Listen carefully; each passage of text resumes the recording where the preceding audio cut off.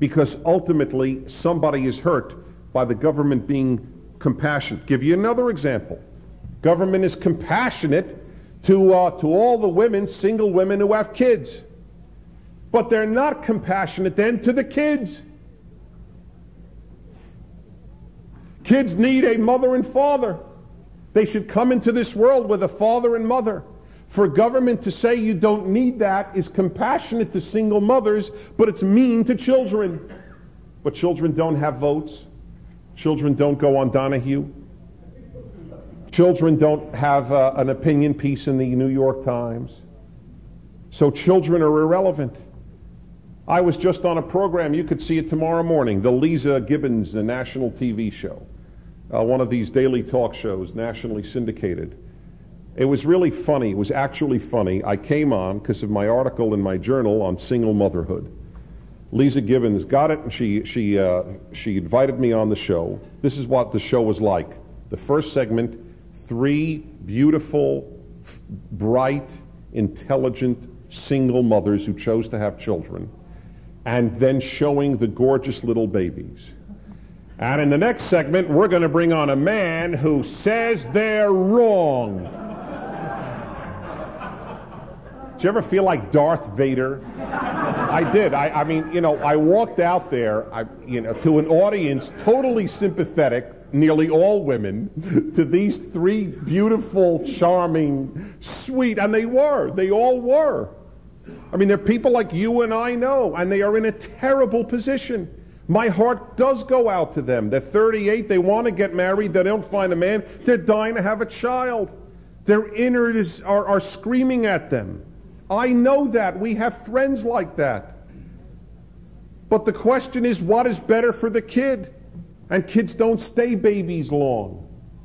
As I said to them, when these kids are 15, it's not going to be like it is now.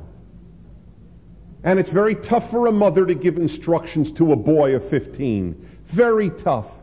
It's part of the reasons boys need fathers for civilization. They'll take rules from men much more easily than from women. It's part of their deconnecting from mother to become a male. But to talk like that versus 3 women who were hugging their kids, I look like Hitler. That's what happens. It's so easy to take the liberal side. Compassion. Who has compassion for the kids? Kids don't ask to come into the world. They don't ask. We bring them into the world. We should afford them the opportunity to have a father and mother. If death takes one or whatever, tragedies happen. But to start off without, there are many ways to fulfill the loving desire to nurture. Many ways.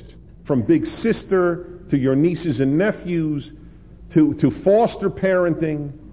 But to bring a child into the world, I had to dissent. But God, they have the compassion, the liberals, on this. Same with gays and children. Hey, Joycelyn Elders just said, to absolutely no reaction in America. The Surgeon General of the United States said in an interview in The Advocate that she is just as much for same-sex couples adopting children as she is for married men and women adopting children. As I said on my radio show, it is a sign of our times that in disagreeing with her, I arouse more controversy than her statement aroused in America. What a sign of our times. Children don't need a mother and father, declares Surgeon General of the United States. She's passionate on secondary smoke, but God knows she's not passionate on mommies and daddies. Boy, do we have an inverted moral system governing our society.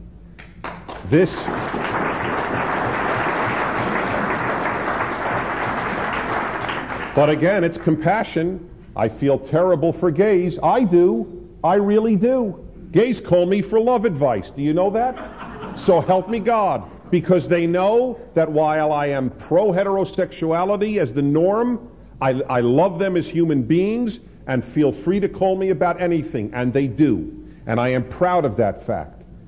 Gay person is created in God's image every bit as much as anybody else. Period. End of issue. That's not the issue. The The issue in this case is what's good for children, not what's compassionate to gays.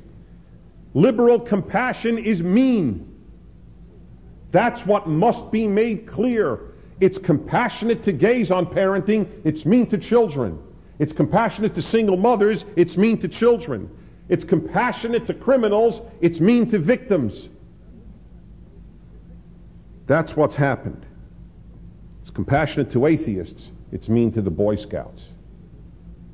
And therefore mean to America. Poor little Boy Scout, he's an atheist, he'll feel uncomfortable.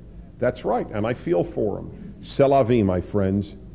For the better society in which we live, the Boy Scouts have to keep talking about God and country. I'm sorry if you feel uncomfortable. As I tell Jews all the time, I'm sorry if you feel a little uncomfortable if there's a Christmas play at school at Christmas time. The appropriate response is a Hanukkah play, not an ACLU court suit.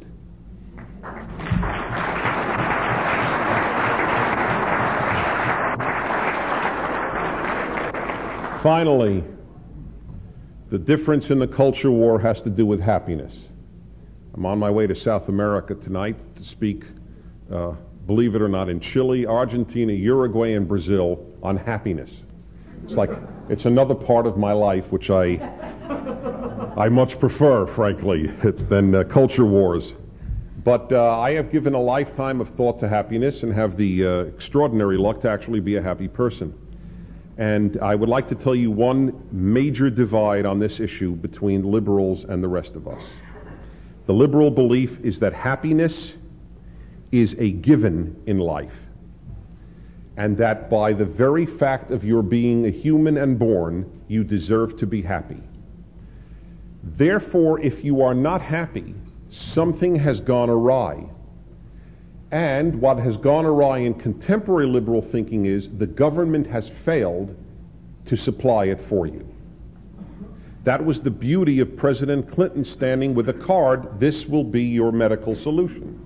We will bring you happiness."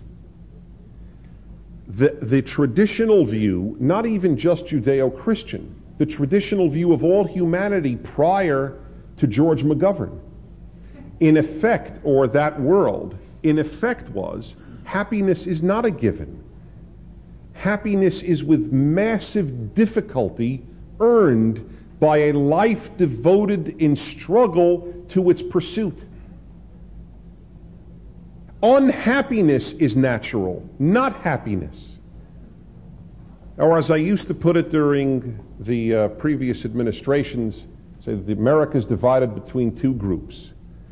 Those who believe that life is tragic, and those who blame Reagan Bush.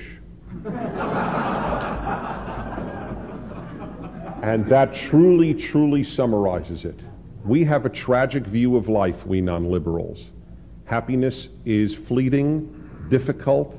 Life is difficult.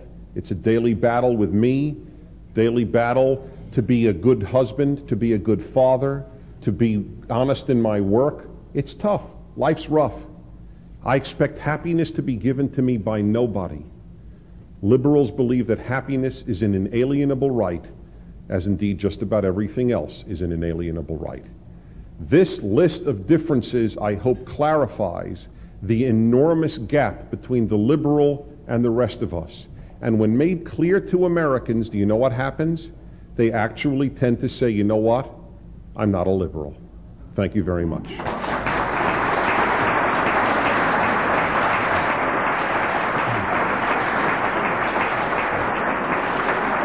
you. Thank you. Thank you. Thank you.